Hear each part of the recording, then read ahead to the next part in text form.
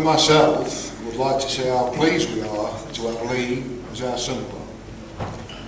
We've known Lee for about 11 years, I think it is now, and we've seen him develop and mature from a youth, when I first met him, to an hard-working, upstanding young man who's a credit to his mum and dad, Doc and Janice. And we're proud to have you, Lee, as a member of our family. Thank you very much.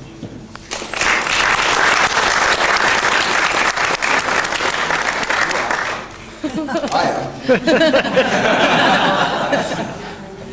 And what about Stephanie? I might be a bit biased here, but I thought she looked absolutely gorgeous. Yeah.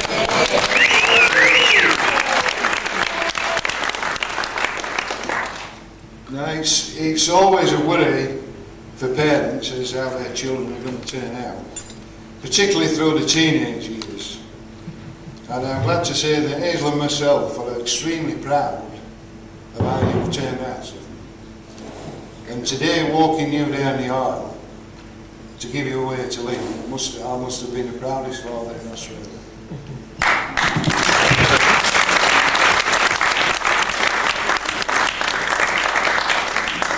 Well, ladies and gentlemen, would you please raise your glasses and join me in the toast to the bride and groom. Bride and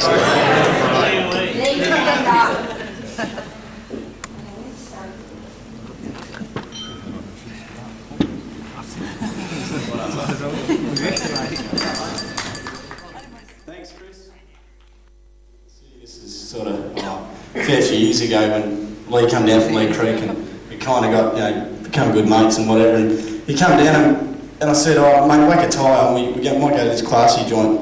And he said, no, anyone knows Lee. No, mate, don't need that shit.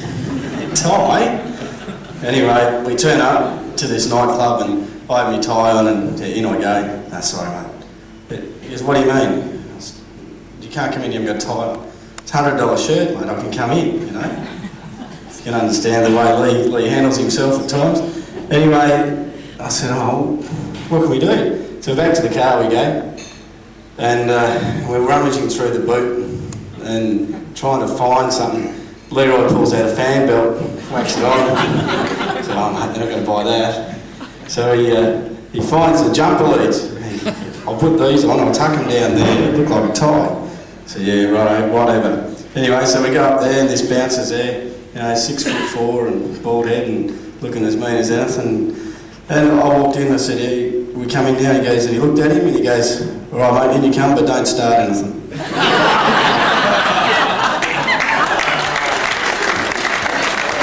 I'll hand the microphone over.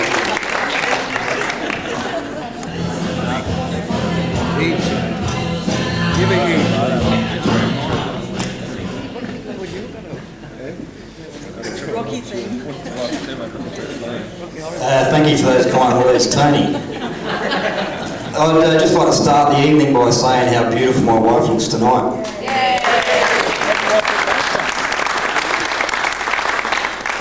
I'd also like to thank Chris for his kind words. I'm shitting myself too up here, mate, so I don't know what you're worried about.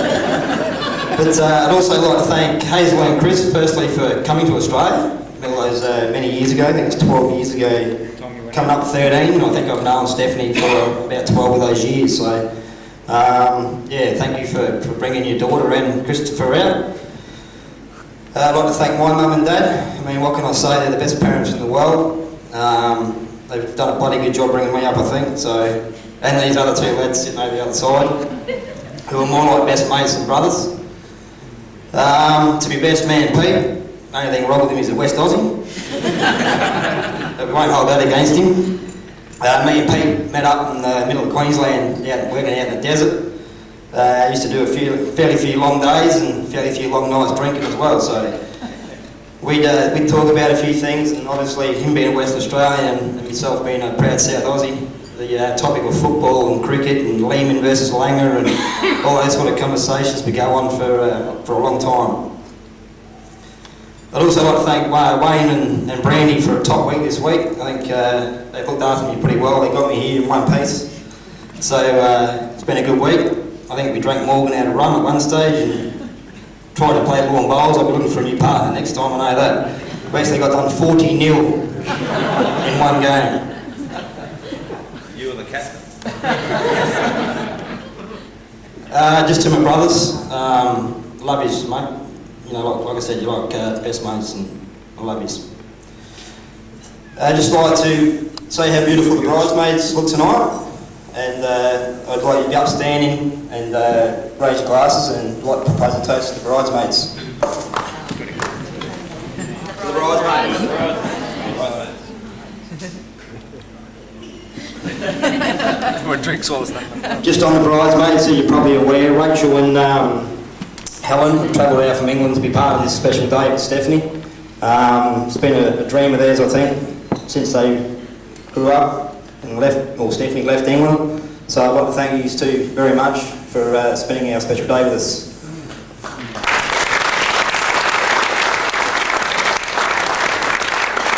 To Kylie, Motion of Honour, thank you very much for getting Stephanie here today on time. Oh, actually, she wasn't on time. She was 10 minutes late, but... 12 was it? But yeah, thank you very much, Kylie. Obviously, got a few thank yous to thank. I'd like to thank everyone that's travelled today from obviously overseas, Stephen and Wendy. Big commitment from you guys, and thank you very much. To the people from Mount Gambier over in table 6, I won't read you all out because there's a few of us at the back there. And also Michelle and Warren who've travelled up from Mount Gambier, and Justina as well. Darryl and Patsy from Port Augusta, thank you. Tony and Tan from Murray Bridge. Who else we got? Actually, this is how good of a wife she is. She actually wrote me a speech out and handed it to my dad to give to me. So I just better check, make sure I've thanked everyone here that's travelled. Am I right, love? Oh, Jamie from Brisbane, yeah, thanks. The Townsville people, yeah, Louis, Olivia and Aaron, thank you very much. Oh yeah, the Bombardiers, thank you very much, Janet, and the girls for doing them. I reckon they're a treat actually. I reckon they're great, they look good. Where's mine? In the garden. Alright, I'd like to thank Tony, T.A. Austin over there for emceeing the night. He's another bloke that's more like a best mate, or is a best mate actually. Known Tony now for 8 years, something like that. We met up in Lee Creek at the pub, I think. And yeah, not that complex with you. Yeah, thanks very much, T.A. Appreciate it, mate. Melina for doing the booklets, and it wasn't at work either, Shane, so I don't have to worry about that. But thank you very much, Melina, for your efforts in getting those together. I'd like to thank the DJ sitting over there in the corner hiding. He's well, he's doing it right so far. We'll see how he goes the rest of the night.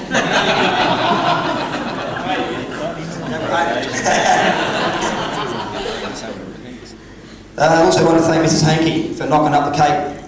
Sitting over there. Michelle did a great job knocking up that cake, so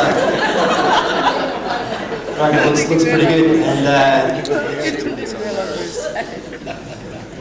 I never really thought I'd be standing up here doing this, quite honest with you. It wasn't a thing of mine, but I now rank it up there in one of the best days of my life, along with the 97 grand final.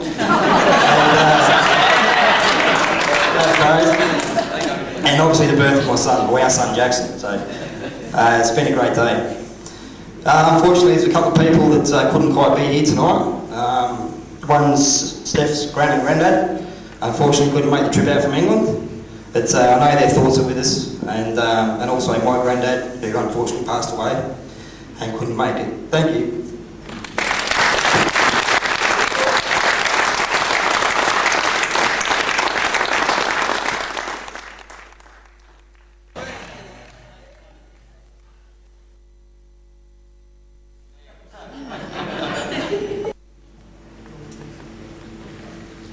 Okay. Thinking of you both on your special day. Stephanie has been special from the start because she spent the first few years living in our home, which makes us feel makes her feel like a second daughter to us than a grandchild. She later spent many happy holidays with us and Christopher and her cousins Rachel and Helen, where they had lots of fun together, picnicking by the riverside or wearing wellies and rubber gloves collecting blackberries outside our house, or if the weather was bad, playing indoor games and competitions, not forgetting the very entertaining concerts. Alright? She soon became special to them with her kindness and caring and mothering. Grandad has memories of collecting her from play school and taking her to sit at a table outside the local pub where he'd feed her pops and crisps before bringing her home for tea. Gran has memories of her phoning us every night from her holiday in Scotland with her mum and dad, where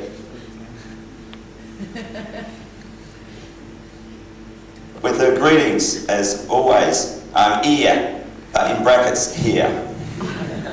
A saying that has always stuck with her over the years.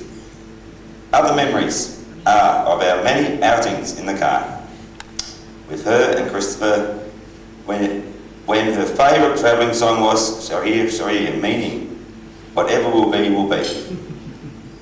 I reminded her of this saying when, after falling in love with Lee as a teenager, she was devastated when they split up.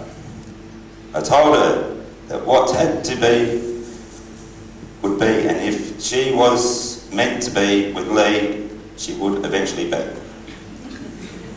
Thankfully, this was true, because as you can all see now how blissful we are and happy to be here today together with them, and of course our little man completes their happiness. Hope they will always be happy as they are today. Our greatest memories are of the wonderful holiday she and Lee gave us last year in Townsville and Cairns, where they both went out of their way to give us a special time and to get to know and love Lee and our little man, in brackets, your grandpa's Gem. Hope you'll always be happy as you are today. Lots of love from our hearts, Gran and Grandad.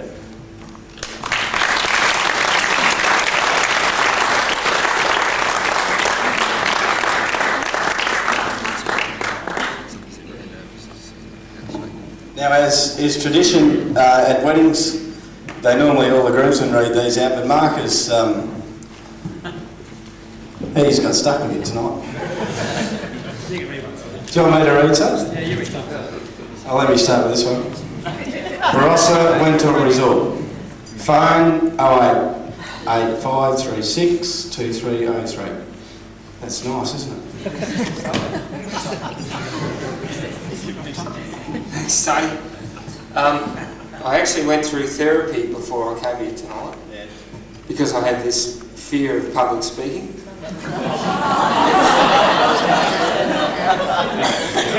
My therapists have done a wonderful job, so bear with me as I'm a bit nervous. My brothers have done a wonderful job tonight. Lee, I used to think I was the public speaker in the family. Yeah. But you've done a superb job, mate. So I'll have to look out for that one. We've got a collection of telegrams here tonight. I was having you on, in case you didn't know. But basically, I'd like to know out there if anybody really does know the Farkin family. Because I've got to tell you, I've got so many Farkin bloody telegrams from the Farkin family here that you guys got to start writing some new material. Secondly, I'm just